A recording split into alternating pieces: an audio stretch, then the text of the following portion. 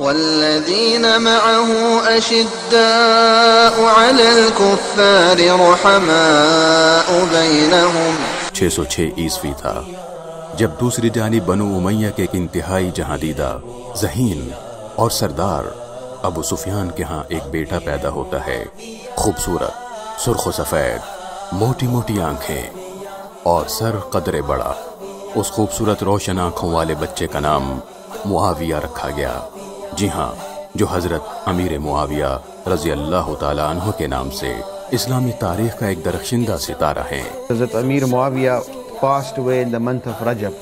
Although we have not been encouraged and advised and taught to celebrate births or deaths, but because in this month of Rajab, in the 60th year after Hijrah, Amir Muawiyah radiyallahu ta'ala anhu passed away, and in many parts of the world his death is marked with celebration and make it an occasion to curse him and to criticize him and to speak ill of him. So it is sunnah of Allah to defend the believers generally, and especially so the companions of Muhammad sallallahu alayhi wa sallam. معاویہ رضی اللہ عنہ بعد از حضرت زید بن ثابت رضی اللہ تعالی عنہ علماء نویسان سیرت نگارها ای بزرگترین کاتب وحی بود.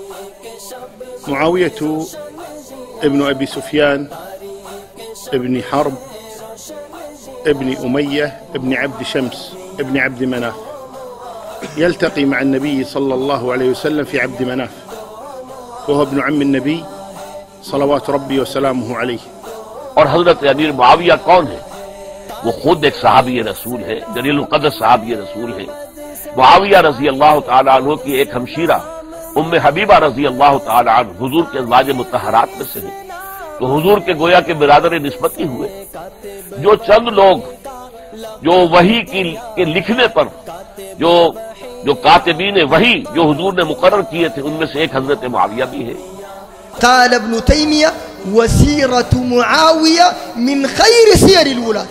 يحكمهم حاكم في الشام وحاكم في خارجها، أصبحوا يحكمهم حاكم واحد فقط في الشام هو معاوية رضي الله تعالى عنه.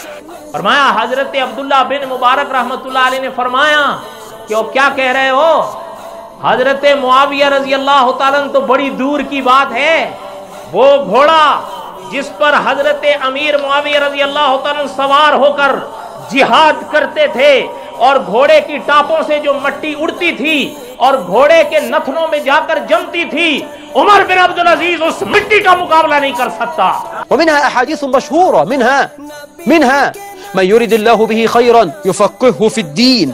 هذا رواه معاوية رضي الله عنه عن رسول الله. حضور اکرم صلی اللہ علیہ وسلم کو اللہ تعالیٰ نے ایک خواب میں دکھایا تھا، صحیح بخاری میں وہ خواب ہے کہ میں دیکھتا ہوں کہ میرے امتی جو ہیں وہ سمندروں میں کشتیوں پر بیٹھ کر اس طرح جا رہے ہیں جس طرح بادشاہ جا رہے ہیں۔ جب آپ جاگے تو چہرے پر مسکراہٹ تھی۔